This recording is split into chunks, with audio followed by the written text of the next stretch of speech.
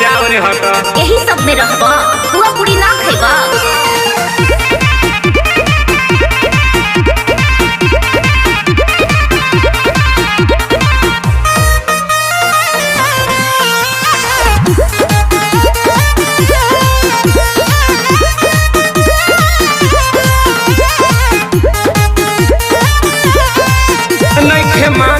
मन रंग लगाइब जाने मन हमर देहिया बा भीजल डेराइब नहीं हम।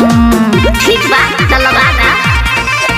नइखे माना त मन रंग लगाइब जाने मन हमर देहिया बा भीजल डेराइब नहीं हम। आज छक्का छोड़ाइब होली बा। धीरे धीरे रंग डालो ये डार्लिंग, ढेरा दिनों से लॉकडाउन बा।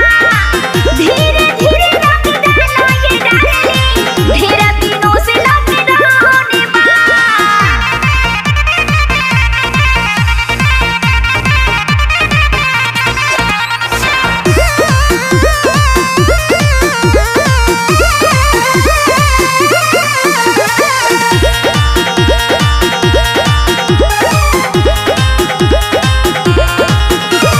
चढ़ल बा फागुन बेहाल बानी हम। अब तो भीजल बा चुनरी नेहाइल बानी हम। अरे बहुत ठंडा लगता। जब से चढ़ल बा फागुन बेहाल बानी हम। अब तो भीजल बा चुनरी नेहाइल बानी हम। मुनि बना